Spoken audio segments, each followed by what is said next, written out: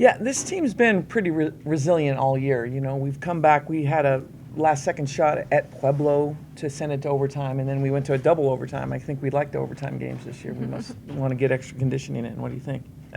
Yeah. Yeah, but very resilient team, and just kind of a never-say-die attitude. So proud of them for that. I mean, really quality team. And having said that, I want to congratulate Texas Women's on advancing in the tournament. You know, it comes down to a lot of plays like a lot of games like this is just making plays. They made a few more plays than we did. Late in regulation, you have an inbounds play with, I think it was 1.9 on the clock, and you actually ended up having 2 opportunities to get it in the final 2 seconds, but couldn't get a shot off. What bogged you down on that, or was there anything? Well, I just think maybe we weren't aggressive enough, or I think really just didn't execute enough, because you do need to get a shot off, and we've got sets and everything for that situation. But again, you got to credit on the defensive end, Texas Women's, they were able to keep us from getting the shot. And again, I think they got some key stops. We sometimes, especially in overtime, weren't able to get some key stops. Comment on the play of the 2 young ladies you have with you today. I mean, you've got 49 points sitting here with you. Yeah, well, I'm glad they're freshmen. So they're both coming back, just so proud. Taj and Kendra all year, particularly Taj on the defensive end, but tonight really showed up. 49 of our, I can't remember how many we scored, but talk about a never-say-die attitude, and they both ultra competitive and hate to lose, and they both showed up big time tonight. So couldn't be prouder of them on their last game to kind of propel this for them going into the postseason and for next season. Well, I was just trying to be aggressive on both ends. I was just trying to put everything on the floor and try to come on top, but I just think that I just wasn't thinking that much. I just thought that I just needed to play. I didn't really think about it. I just was in attack mode, driving to the basket, shooting those shots when I was open. My teammates got me the ball when I needed it, and then I passed the ball when I had to. Just again, they kept fighting. They never stopped fighting, whether it be overtime or whatever. And our backs were against the wall going into the tournament, because we were on the road at Westminster, where we were just 2 weeks ago, and they kind of manhandled us. We lost by 12, and we hadn't beaten that team yet this year. So to go on the road and to win that game, especially we'd lost our last conference game at Black Hills, and it just seemed like we were in a little bit of disarray. So you got to give the players a lot of credit for really coming together and just deciding that, hey, we were going to make this run. So you could just see a difference in them when we got on the plane Monday after going to Westminster. And it's something that they really wanted, and you know, we were hoping to be able to continue that there. But our backs were definitely against the wall, because we were going to have to at least get to the semifinals to have a chance in the region. So they kind of knew that. I kind of liked that we were at 9th. We're kind of good with our backs against the wall. Coach, they were very aggressive. The other press conference, they were talking about being aggressive, getting to the free throw line. How much did that play a factor in this one? Well, I think you see 35 to 15 is a huge difference, you know, on the fouls. They shot 35, we shot 15.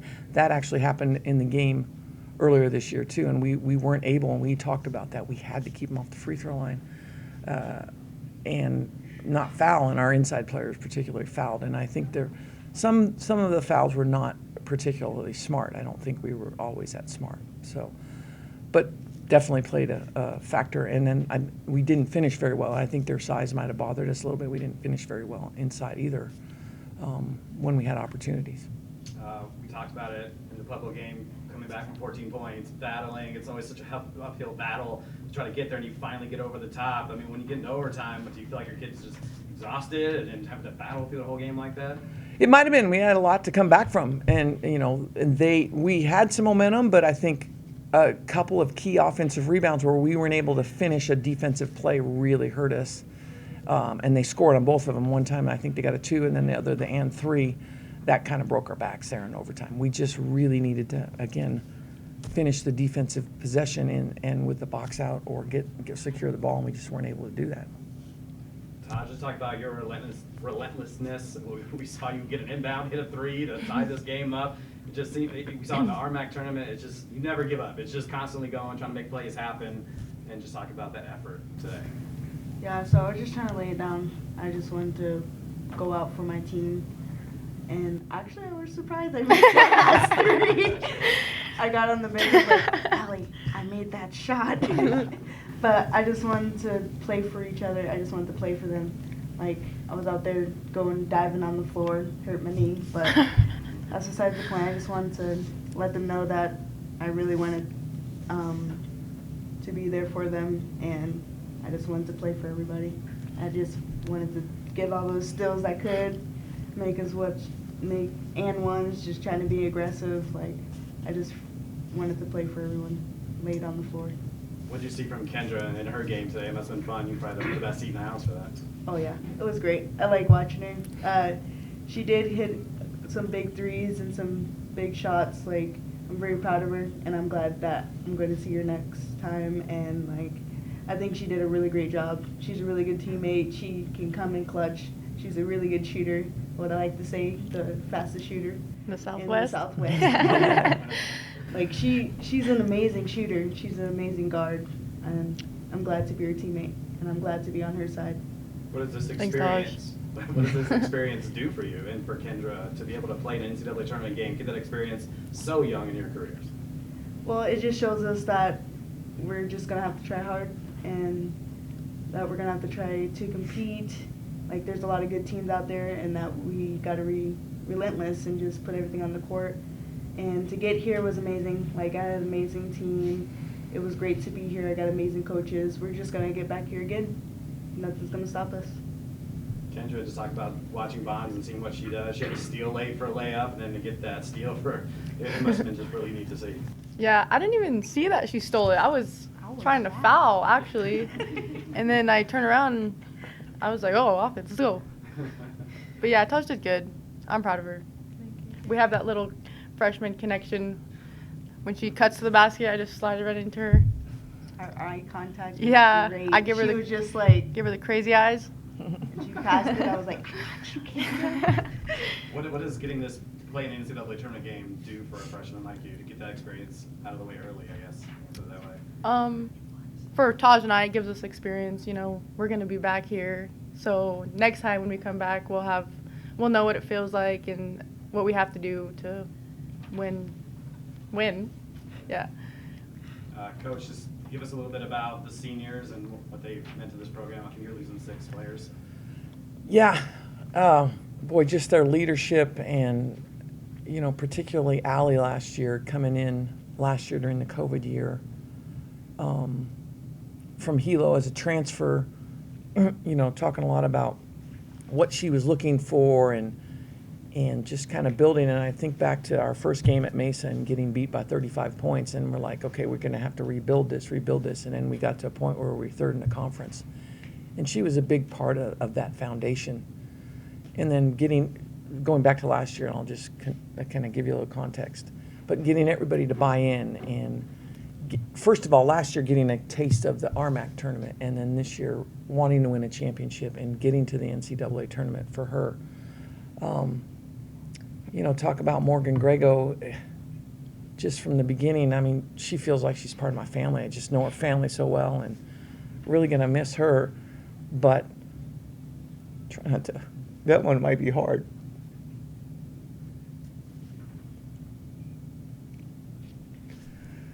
Just her maturity and really just that dependable person that she is as a leader. We will miss her. And then go to Maggie, Bree, you know, Jayla's still undecided yet, Alex, Maggie coming from Casper College, and again, just her buying in and things like that. And then Alex Carlton, you know, we'd lost Jaden Galloway. She decided she wanted to transfer, and so we were without a point guard. And we really needed a point guard in the recruiting, and it was during COVID, having to find that point guard.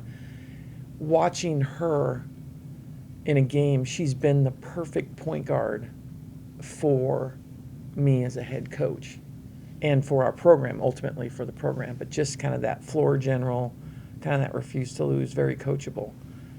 So, and then Brianna Bailey, who came over from Johnson Wales, but it's undecided with her too because they all got their COVID years. But all 6 of them as a group are very special. And then, I forgot Jayla, I can't forget Jayla, but she might be back. But Jayla also, we've been through so much with her, 2 season-ending injuries with the ankle and then the knee. But just her loyalty to the program has just been, as a 4-year player, and I'll knock on wood, hope that she comes back.